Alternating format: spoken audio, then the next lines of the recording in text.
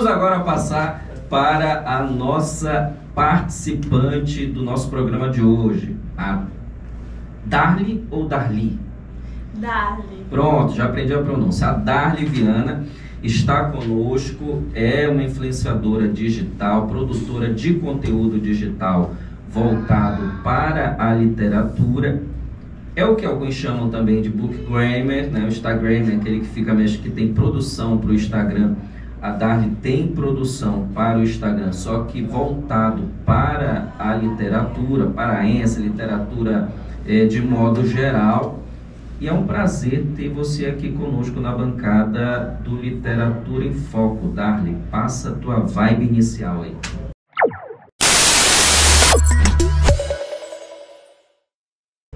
Prazer é todo meu.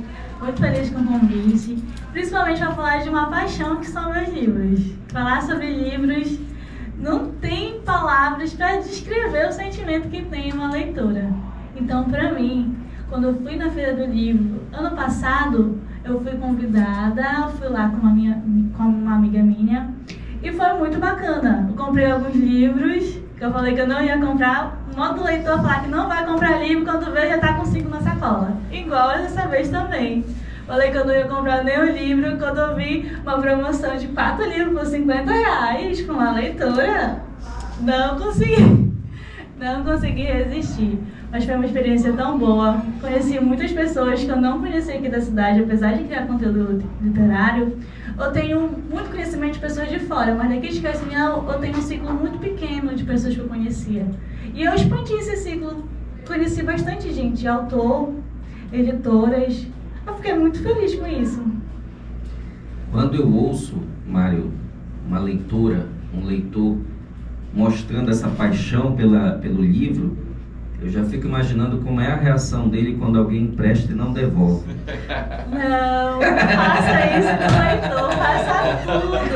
Olha, eu tive uma experiência que é a traumática de todo leitor. Eu emprestei um livro para uma amiga, ela falou assim, vou ler, eu sou muito cuidadosa. Ok, acreditei. Emprestei esse livro, passou um mês, ela não leu, tudo bem, porque nem todo mundo lê um livro em um mês. Ok, 2 meses, eu não terminei. 3 meses eu fui na casa dela. Eu falei, tu vai me dar meu livro? Ela falou, mas aconteceu uma coisa. O que foi que aconteceu? Caiu água no teu livro. Ai, meu Deus do céu, que ele começou a cair lágrimas. O desespero veio. Mas ela me deu outro livro depois. Mas hoje, como leitora, eu não empresto mais meus livros. Eu prefiro comprar. Se tu quiser um livro, eu te compro pra ti. Mas emprestar os meus pessoais, que eu tenho memória afetiva, não consigo mais emprestar. E tu tens uma biblioteca, tu estás construindo uma biblioteca, né? Conta pra gente quantos livros tem ali, quais são os preferidos. Eu tenho, eu acho que uma margem de 900 livros, eu acho. Eita! 900? Quase isso. Tô chegando nessa margem, eu chuto por aí. E meus livros preferidos da minha biblioteca são os livros de romance. Com certeza. A minha biblioteca em si, ela é muito variável. Tem suspense, tem poesia, tem romance. E o problema do leitor é comprar mais livros do que pode ler. Eu tô tentando zerar, eu tô com um projeto de zerar meus livros que eu ainda não li, que eu tenho na biblioteca. O problema é que eu tô comprando mais livros, como é que eu vou zerar eles desse jeito? A conta não bate. Eu particularmente eu comprei nessa feira 12 livros, aí mais um ontem, aí mais 13, eu comecei a ler um até agora. Dessa forma. Eu tô naquele meme do eu tô comprando um novo livro e o que eu ainda não li já me olha com olhar dessa cena.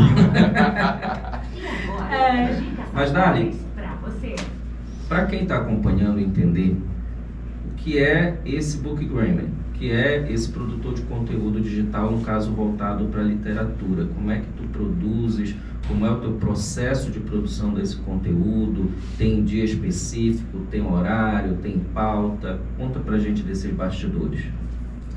O Bookgram, ele criou bastante visibilidade durante a pandemia, porque a gente não podia sair, então muitas pessoas que não tinham o hábito da leitura começou a ser influenciada pelo TikTok, que foi um evento, não tem como não falar que o TikTok não foi uma grande influência para a leitura. E com isso, foi começando a aparecer vários criadores de conteúdos, que na verdade nessa época a gente não se dominava assim. A gente lia um livro e como todo mundo estava sozinho, o leitor quer compartilhar. Quando a gente lê um livro bom, o que a gente quer fazer? Compartilhar para outra pessoa ler também. E foi exatamente assim que surgiu a ideia do Bookgram, que começou no TikTok e migrou para o Instagram, que basicamente consiste em ler livros e divulgar eles. Um modo de resenha, dar sua leitura crítica do que achou, um modo de só panfletagem, falar um quote do livro que é muito interessante, que possa trazer pessoas para aquele livro. Começou parceiras editoras, que editoras começaram a mandar livros para esses criadores de conteúdo, para eles lerem o livro, para divulgar o livro, para ter uma maior visibilidade. Hoje em dia eu tenho parceria com 2 editoras, além das autoras que contratam meus serviços. Elas me enviam o livro, ou eu baixo o livro, tem muito livro digital. A Amazon, hoje em dia, ela é uma porta aberta, assim, ampla para os autores. Apesar da grande luta que ainda é ainda, por conta da grande demanda, assim, do problema editorial, sobre o grande custo que ainda é, além de ainda ser desvalorizada a literatura nacional. Os gringos podem cobrar o valor que quiserem, mas quando é um livro nacional, os próprios brasileiros não querem comprar um livro, apesar de às vezes custar R$3 no livro digital. Então, com essa criação de conteúdo literário, os livros nacionais ganharam uma grande força, ganharam muita força. Hoje eu conheço muitos autores nacionais que eu fico maravilhada, assim, com tudo que elas construíram com tão pouco, e o que elas ainda estão construindo. E que é desconhecida pela uma grande maioria brasileira, né? Isso! Quando eu estou no trabalho, às vezes no meu intervalo, eu costumo estar lendo. Eu leio muito no Kindle, que é um aparelho de leitura que é diferente do tablet. Muita gente confunde o Kindle com o tablet, mas não. O Kindle, ele é diretamente para a leitura. Ele não agride os olhos, ele não tem reflexo. Pesquisem o Kindle para vocês verem. Não se assustem com o preço, porque realmente aumentou muito nos últimos tempos, mas no meu tempo, que era só mato, era baratinho. Mas, assim, eu fico lendo lá e fico me perguntando, tu tá lendo o quê? PDF? Tu tá estudando? Mas não, tem muitos livros que são digitais, que muitas pessoas não são adaptas, mas tem outras que são. E essa posição dos livros digitais é o que estão crescendo muito, por conta do grande custo que é o livro físico. Uma coisa que eu percebi, que eu acho que é um estigma, de dizer que o brasileiro não gosta de ler. Porque o que não falta hoje é grupos de leitura, seja no Instagram, seja no WhatsApp, seja no TikTok, de pessoas que estão lendo a literatura, principalmente brasileira, estão deixando, na verdade, eu acho que eu estou vendo, estão deixando fazer essa onda de só livro estrangeiro e voltando para a nossa literatura brasileira. Eu vejo muito grupo, olha, eu participo num grupo que tem mais de 920 pessoas que participam desse grupo de leitura. E todo mês nós temos uma literatura e todas são literaturas brasileiras. Pessoas que eu particularmente nunca imaginei que se escreviam tão bem e desconhecida e que precisa ser conhecida. E esses grupos, o teu trabalho, quanto o trabalho desses grupos, tem feito muitos escritores hoje serem reconhecidos dentro do Brasil. É verdade, tem muitos autores que ainda são desconhecidos porque a gente vive, vamos dizer, numa bolha. Como o senhor falou, a gente tem muito essa visão que não tem pessoas que leem, mas ainda tem pessoas que leem. Só precisa ser ampliado isso, mais pessoas leem. E o legal é ver a juventude, né, Mário? Porque nós já somos uma juventude um pouco mais enriquecida, mas a juventude mais jovem, a juventude mais velha, a juventude mais jovem, a juventude mais jovem consumindo essa leitura, né, que está em Kindle, leitura digital, Amazon e etc.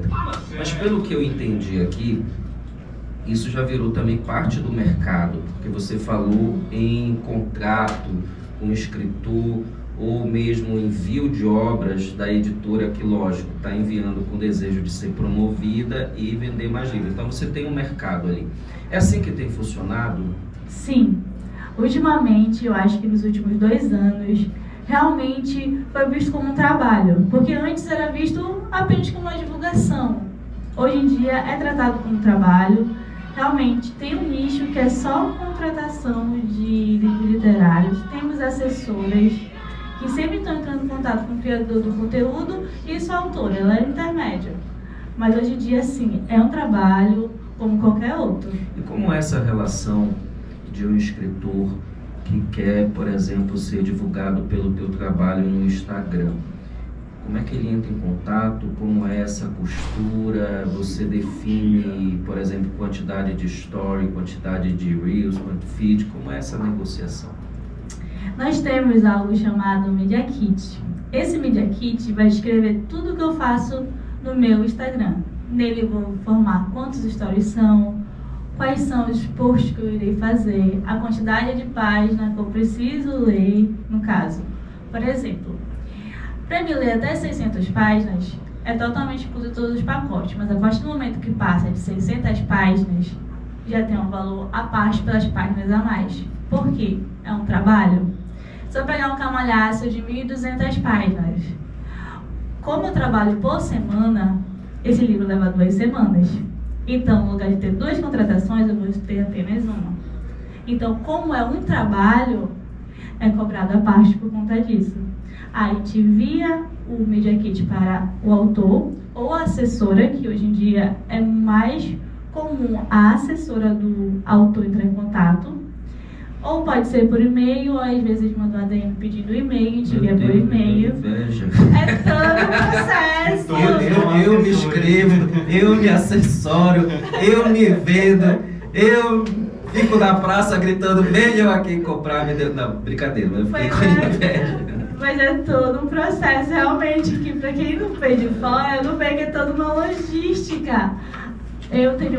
Depois que eu fiquei mais próxima de algumas autoras, eu vejo todo o processo também da escrita. Eu sou leitora beta de 2 livros, então eu acompanho tanto a escrita... Traduz pra gente, leitora beta, que é o alfa, o que é o mega, que é o ômega. A leitura beta consiste, na literatura, pelo menos nesse nosso nicho, é eu ler um livro antes de ser lançado. Eu leio um livro e vejo, olha, esses pontos aqui não tá bacana. Basicamente, eu sou o piloto das leitoras. Eu vou ler o livro antes de todo mundo, acompanhar o processo de escrita e vou dizer para a autora quando alguns pontos não tá bacana, mas quando eu podia melhorar. Dentro de um processo de profissional. Você é contratada para fazer isso. Sim. Meu Deus, eu tenho feito isso de graça.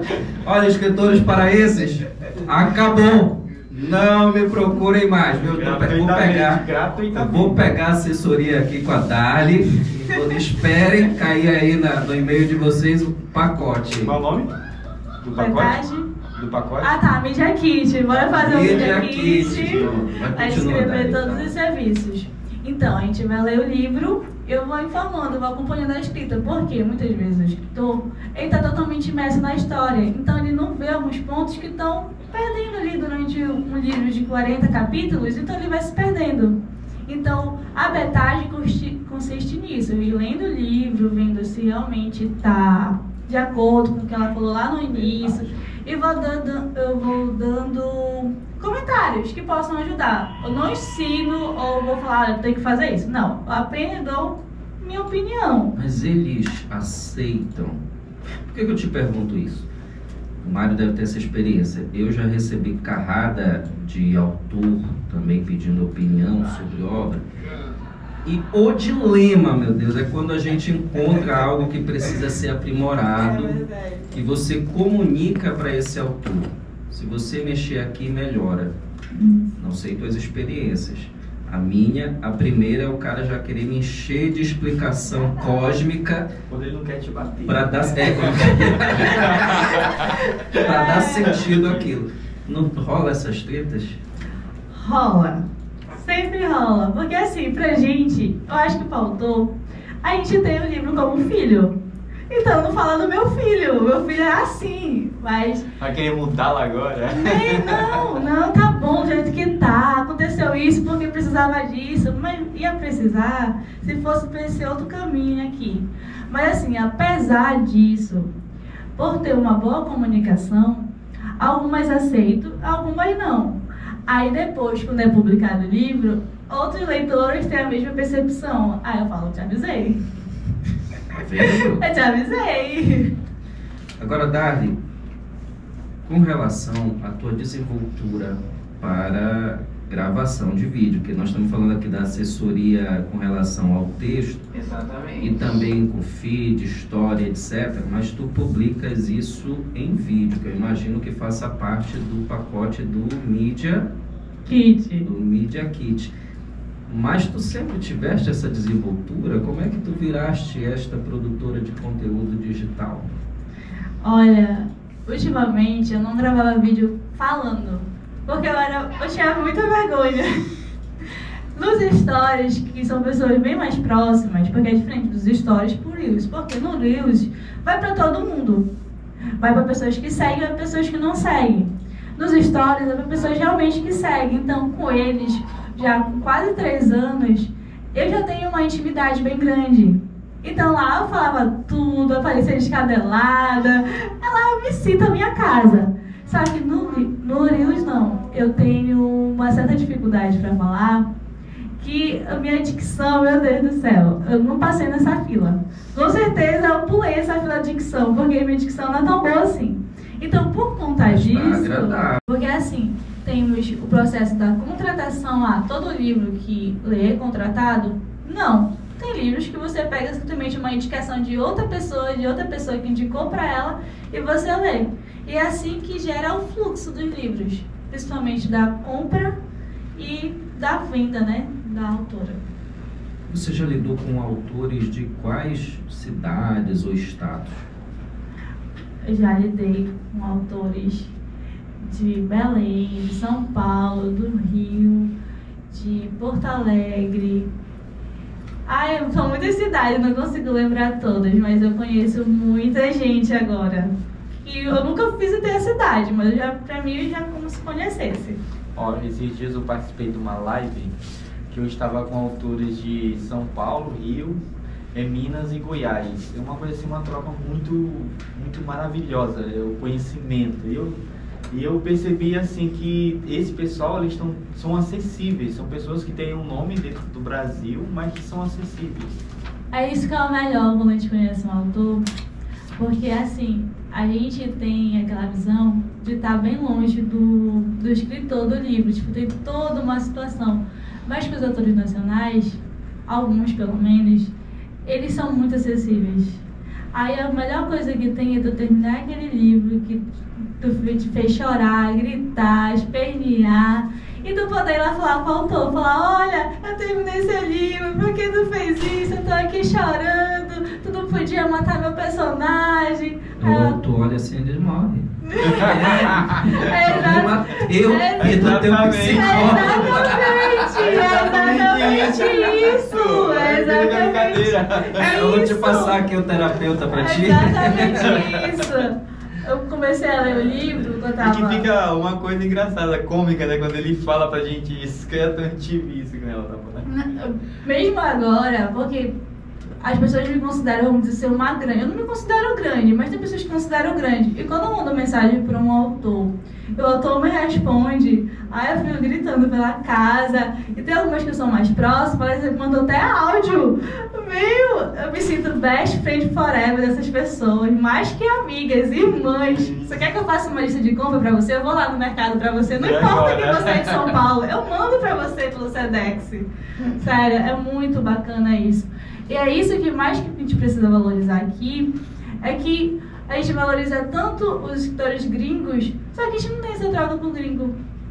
A gente teve agora uma polêmica, né, de Machado de Assis, só por causa que uma gringa fez uma crítica maravilhosa da obra do Machado. A obra do Machado se tornou a mais vendida na Amazon. Isso, exatamente. Parece que só é bom quando os de fora falam que é. Falam que é. Isso. Olha, eu tive na UFPA uma vez, eu fui fazer umas pesquisas lá, estava falando da literatura brasileira. Eu perguntei quantas pessoas estavam lendo A literatura paraense, ninguém levantou a mão. Aí eu perguntei quantas pessoas estavam lendo a literatura brasileira, 5 pessoas levantaram a mão. Aí quando eu perguntei quantas pessoas estavam lendo a literatura gringa estrangeira, a maioria que estavam lá estava lendo a literatura estrangeira. Ou seja, a nossa literatura brasileira, ela não é o carro-chefe para a grande maioria da população brasileira. Isso. E é algo que a gente vê recorrente, pelo menos eu que sou do ramo, essa desvalorização que tem com os livros nacionais. Quando é livro gringo, ele é sempre maravilhoso. Apesar do livro às vezes ser ruim, mas é maravilhoso. Mas quando é um livro nacional, a pessoa não sabe se poupar. Ela fala tudo, mas quando é um gringo, ela sabe passar pano. Aí eu fico chateadíssima com isso. E o preço dele sempre é maior, mais alto. Isso, ainda tem isso. O livro, eu vi um livro, tá caro, tá muito caro. Saiu uma pré-venda de um livro que estava muito ripado nas redes, que estava no valor de R$98. Um livro. E tinha 300 páginas. Todo mundo correu para comprar. Aí quando saiu uma autora que é totalmente independente, que saiu o livro dela por R$30, que tinha 500 páginas, ilustração, brinde, autógrafo, tinha tudo. Todo mundo estava criticando a autora porque o livro estava caro. A gente vê a diferença que é tratado a literatura nacional da literatura gringa. Essa questão do preço do livro, inclusive, é algo que sempre é questionado aqui no Brasil. Sempre conto essa experiência que às vezes não tem nada a ver com relação ao preço, mas tem a ver com relação ao sentimento de quem está atrás. Uma vez, Mário, eu estava no aeroporto participando de um momento de lançamento de livro, era um projeto da Embraer com escritores, eu era o escritor da vez.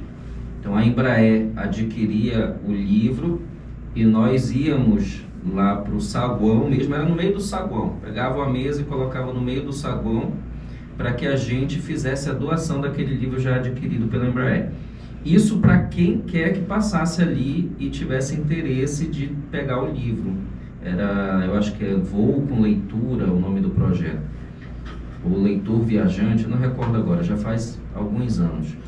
E eu fiquei ali, né, umas boas 3, 4 horas, as pessoas passavam, pegavam o livro, outras levavam, outras não estavam nem aí, na pressa e etc. E parou uma senhora, a senhora pegou o livro, folheou o livro, olhou para mim e disse assim: eu não vou levar esse livro porque livro hoje está muito caro. Está muito caro. Ele falou com aquela cara, sabe, ranzinza, você estava mal amada. Eu não vou levar esse livro porque livro hoje em dia é muito caro. Aí eu peguei e olhei para ela: mas senhora, a senhora está com sorte hoje, porque esse livro aqui, esse, não está à venda. Ele está sendo doado. Se a senhora quiser pegar esse livro, entrar no avião e ir lendo a viagem inteira, pode pegar e levar e ainda ganha o autógrafo do autor, que sou eu. Aí ela olhou para mim e disse: está sendo doado? De graça? Se é. Eu não vou levar, porque livro de graça não presta. E foi. Mas é verdade. Mas como assim? Se é vendido, é caro. Se é dado, não presta. Então, às vezes, não tem nada a ver com preço. Tem a ver com o sentimento a valorização, o sentido de importância. E aí, Mário, a gente recorda, né, de alguns professores que já vieram aqui na bancada, nos dizendo que esse leitor tem que ser formado lá na origem, lá na escola, senão ele vai crescer e não vai entender a importância da leitura, quantos anos forem aí pela frente. Mas a gente percebe que a Darnie aqui, ela disse que ela foi numa biblioteca, gostou de um livro, ou seja, gostou da capa do livro para começar a ler. Às vezes falta também incentivo dentro da escola. Projetos pedagógicos voltados para isso, para o incentivo, né? A gente, eu sei que não é todo professor, a gente não vai universalizar, mas é lógico, eu também sou professor, por isso eu tenho lugar de fala. É lógico que você tem uma parcela de professor que realmente não gosta de ler, não teve esse ensinamento lá e reproduziu isso depois e vai reproduzindo, etc. A própria pesquisa nacional em relação do professor que lê. Olha, vamos para uma parada estratégica só para renovar nossas energias, beber uma água e já voltamos com o top 5 dos livros preferidos da Dália. Voltamos com aquela lista do top 5 dos livros que marcaram a trajetória de leitora, de bookgrammer da Darly. Manda bala. Eu acho que, começando com as minhas fantasias, foi Harry Potter, acho que é um clássico. Instrumentos Mortais, que é uma série... Harry Potter, quem nunca? Quem nunca? Quem nunca? Mas, só uma curiosidade. Harry Potter, tu tinhas quantos anos quando o Harry começou o sucesso deles? Eu, no caso, quando eu comecei a ler, eu tinha meus 16. Tá, então é da geração Harry Potter, continua. Primeiro. 16. Aí eu Percy Jackson, aí vem Hunter, que é um dos meus livros favoritos, e vem o meu livro de romance, que é Isso Muda Tudo. São meus 5 tops livros que são favoritos da vida, que eu tenho um amor imenso. E qualquer oportunidade de voltar a ler, eu estou lendo. Às vezes eu fico pegando ele na minha biblioteca, mas eu posso pegar, leio um trecho, eu devolvo. Pego outro, leio um trecho, eu devolvo. Mas esses 5 são aquele livro conforto de leitor. Olha, aqueles que marcaram e que não consegue deixá-los ir embora. Isso, aquele livro que tem um sentimento tão bom que eu sempre volto pra ele. Quando tá alguma coisa muito ruim, eu vou lá, pego o meu livro, eu vou ler pelo menos um capítulo, que eu sei que aqui vai me dar conforto. Fugir um pouco da realidade. Porque é isso, eu acho que todo leitor, quando começa um livro, ele quer fugir da realidade. Porque quando eu tô lendo, eu não tô lendo palavras. Eu tô lendo como se fosse um filme. Que às vezes eu nem sei se eu li, se eu vi um filme, se é uma série. Porque pra mim é como se fosse um filme quando eu tô lendo. O que eu acho mágico da leitura é isso, que a gente não fica ali no papel, a gente viaja. Parece que a gente está vivenciando aquilo que está acontecendo dentro do enredo. Isso, a gente se conecta com os personagens, que a gente pega os sentimentos, as vivências. Principalmente quando é um livro que toca em um ponto que tu já viveu. Eu perdi a minha tia recentemente e eu fiquei muito ruim por conta disso. E antes disso eu perdi uma melhor amiga que ela faleceu por leucemia. Isso quando eu tinha meus 13 anos. Passou o tempo, né? Nunca superei, a gente nunca supera, a gente começa a conviver com o luto, a gente não supera totalmente. Falar que vai esquecer, a gente não esquece. Aí quando eu cheguei com meus 19, foi com meus 19 anos, eu li um livro chamado Mil Beijos de Garoto. É um livro de romance que a protagonista, ela também tem câncer. E ela falece no final do livro. Eu chorei tanto nesse livro, eu chorei do início ao fim quando eu descobri que ela tinha câncer. Porque eu estava me vendo na pele dos amigos dela quando descobriu a notícia, quando estavam com ela, quando ela estava doente, quando ela não queria contar. Então, eu me vi tanto naquele livro com os amigos da protagonista, quando eu sabia chorar. A minha mãe, minha filha, o que é que você tem? Tá bem, bora pro hospital. Aí eu, mãe, é ela, mãe, é o livro.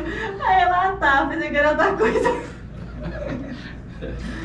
É muito bom nós vermos essa experiência do leitor.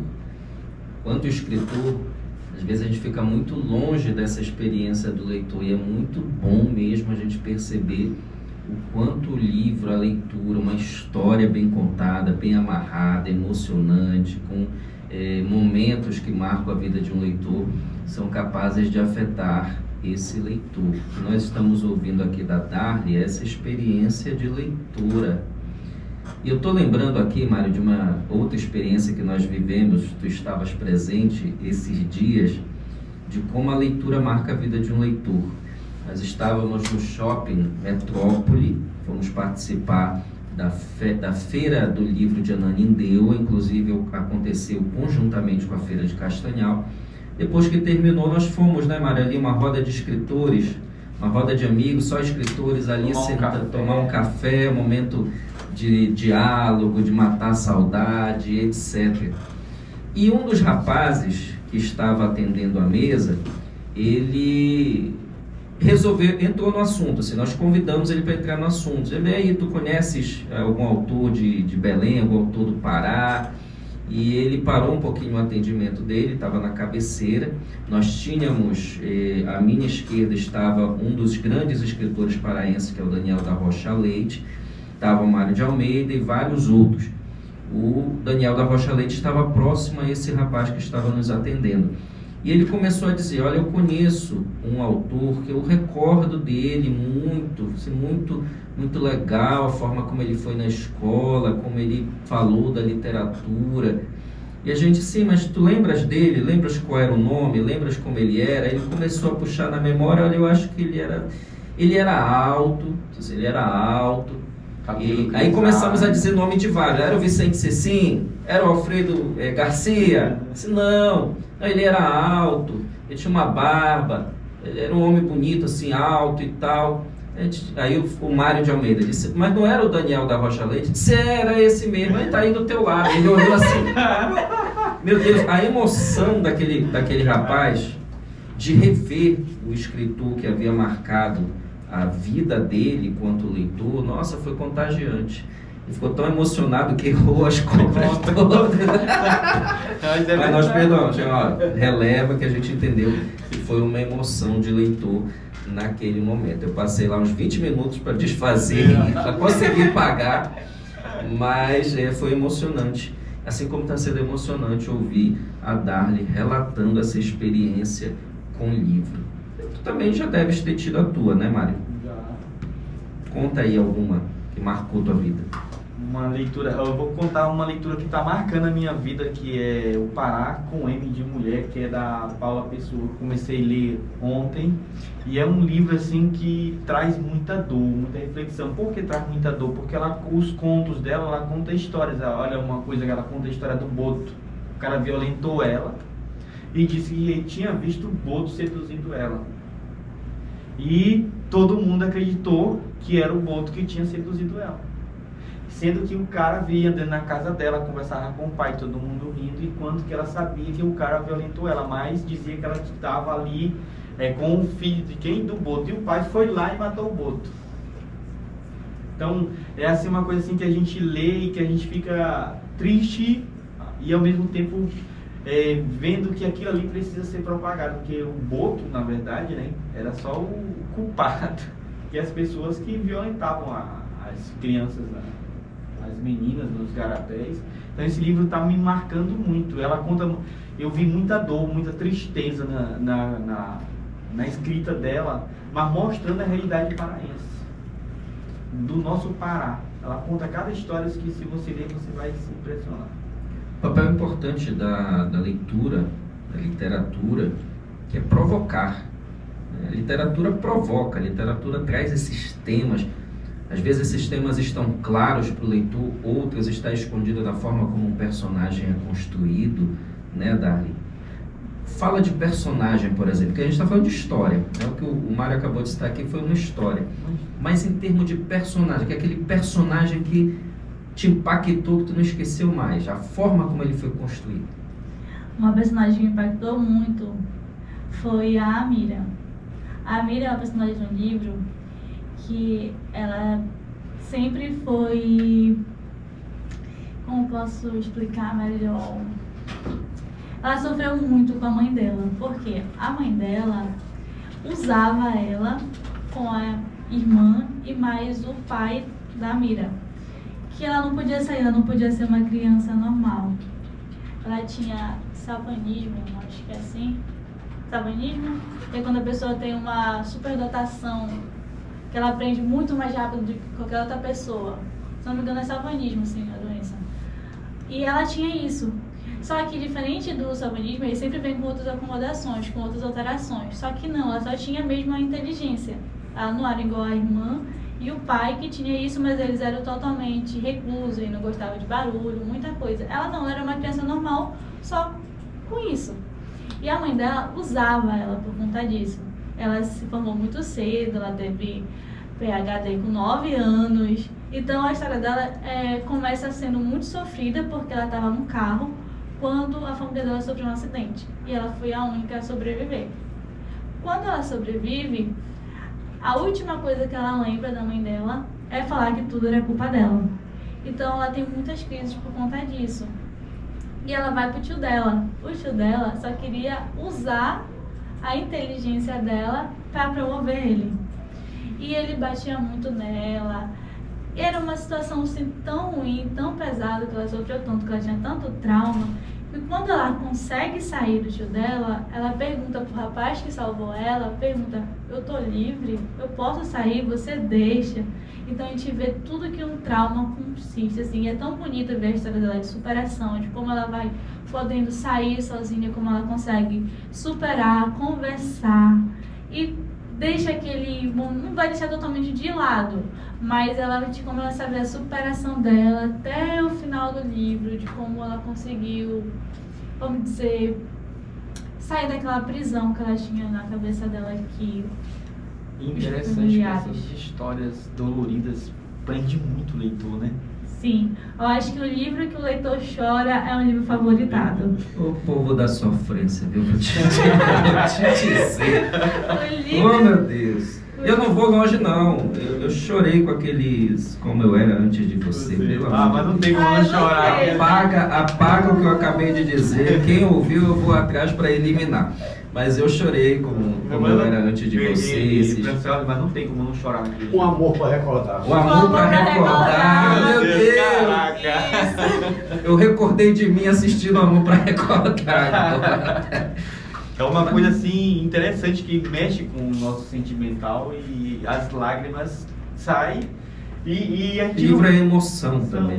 A pessoa fica, livro é só cerebral e tal. Não, o ser humano não é constituído só de razão, tem também um lado passional, tem as emoções, e uma literatura que dialoga com essas emoções, lógico que vai mexer com a nossa vida. Eu ia falar uma coisa e me esqueci. Ela deu 5 livros favoritos, nem um brasileiro. Não, o Hunter, não é?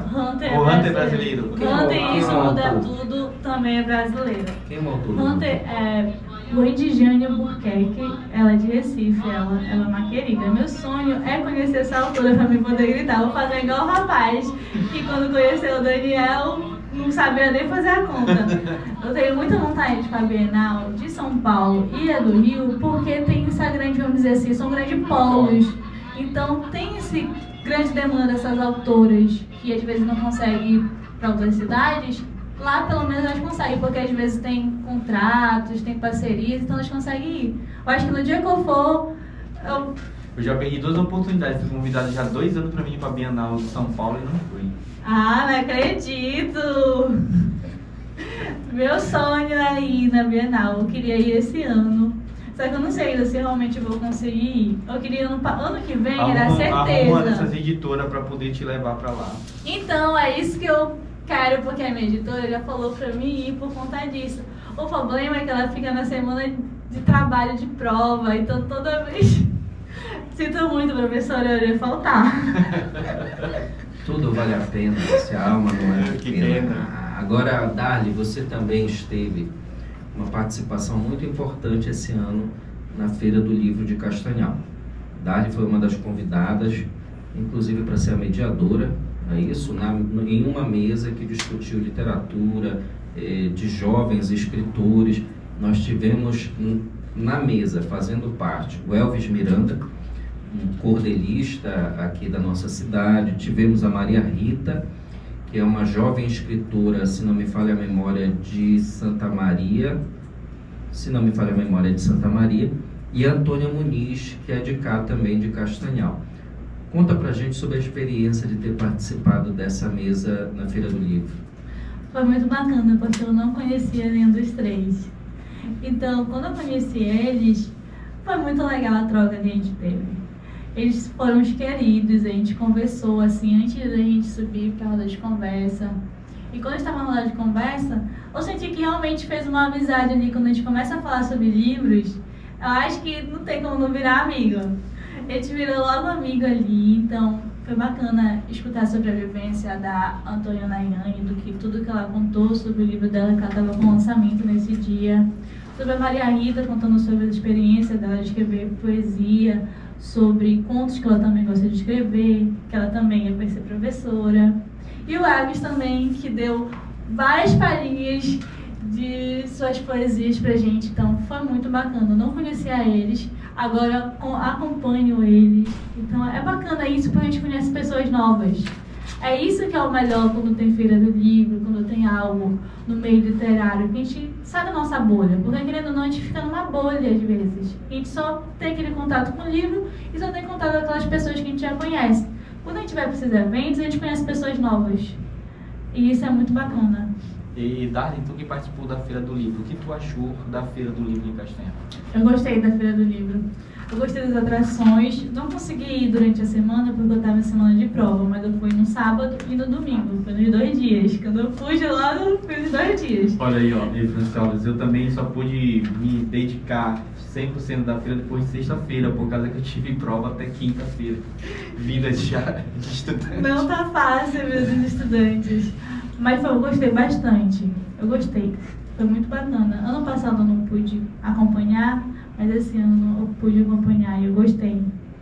Foi todas as bancas que eu fui, todo mundo, eu falava com todo mundo. Todo mundo foi um querido. Eu, inclusive, o senhor estava falando sobre ganhar um livro, eu fiz até umas dinâmicas lá que eu dei livro para 3 leitores que eu vi aleatoriamente. E eu dei 3 livros. Ah, querida, você quer R$2 um livro misterioso? A pessoa, um livro, ninguém quis R$2.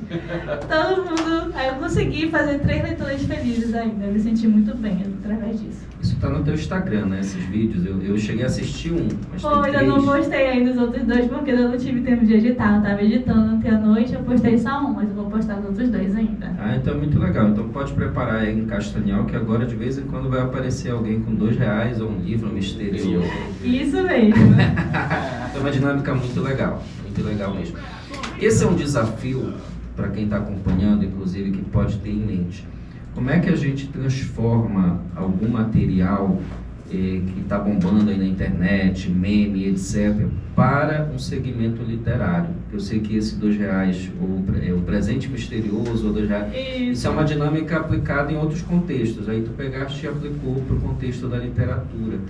Tu ficas fazendo esse diálogo mesmo? É fácil? Tens que bater cabeça para trazer para a literatura? Porque tem gente que acha que falar de literatura é chato. Como é que tu transforma em algo empolgante? Então, exatamente. Tem muita gente que ainda vê o livro como tabu como algo chato.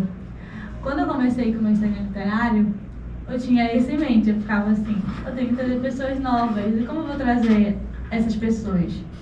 Hoje em dia, o brasileiro, ele é campeão em meme. Não tem como falar que o brasileiro não é bom em meme. Somos os melhores do mundo! Somos os melhores. Aí, como eu comecei? Eu comecei a fazer meme.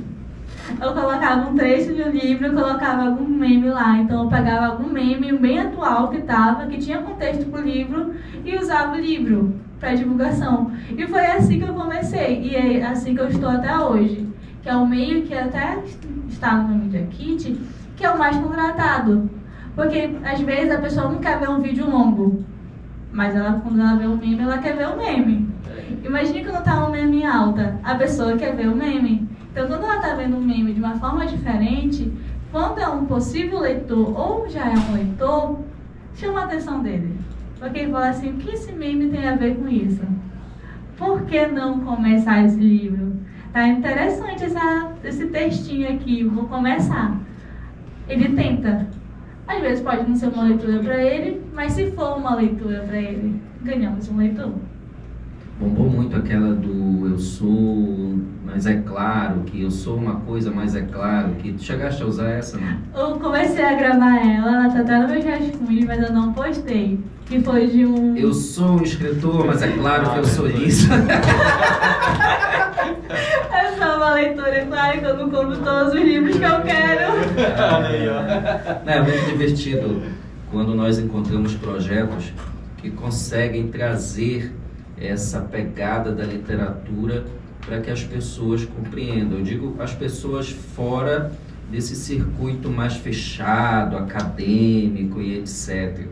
Eu vivo batendo nessa tecla. Toda vez que você pega uma porcentagem, uma lista de quanto o Brasil tem defasagem de leitura, 80% do brasileiro não comprou livro em 2024. 2023, etc. 90% do brasileiro, mas eu considero isso muito abstrato. Quem é esse brasileiro? Eu acho que essa é a pergunta. Mais do que 90% de brasileiro não lê, A pergunta, estou falando aqui abstrativamente, é lógico que a porcentagem é muito menor. E tem toda essa questão do que é a leitura, é um livro completo, é você abrir o seu celular e fazer uma leitura, já não é leitura. Mas vamos considerar aqui, hipoteticamente, 80% do brasileiro não comprou um livro em 2023. Tá, a gente se pega nessa porcentagem, 80%, 90%. Nós temos que começar a nos questionar quem é esse brasileiro. Quem é esse brasileiro? Esse brasileiro é o Uber, é o taxista, é o mototaxista, é o açougueiro, é o padeiro. A gente tem que personificar para a gente começar a entender quais são os desafios que esse brasileiro tem para ser leitor. Nós estivemos, Mário, lá em Ananindeua, e a Cibele trouxe uma reflexão muito interessante. Qual é o tempo de leitura que você tem dedicado? Você tem esperado parar para ler? Ou você tem aproveitado aqueles momentos que a vida te oportuniza para ler? Ou seja, você está na fila do banco esperando para ser atendido. E, meu Deus, tem vezes que fila do banco é um filme inteiro que você assiste. Então, aproveita para ler o livro, né? Você está sentado esperando um atendimento em um consultório odontológico, etc. Aproveita para ler um livro. Você encontrou 5 minutos do seu dia dando sopa, aproveita para ler um livro. Porque se nós formos esperar que haja aquele tempo, porque a gente sempre tem isso na imaginação, Mari. Quando é que eu vou ler um livro? Eu vou sentar na beira da praia e vou começar a pegar o livro, abrir, tudo calmo, em paz, sem problema, sem boletos para pagar, sem a segunda-feira do dia seguinte.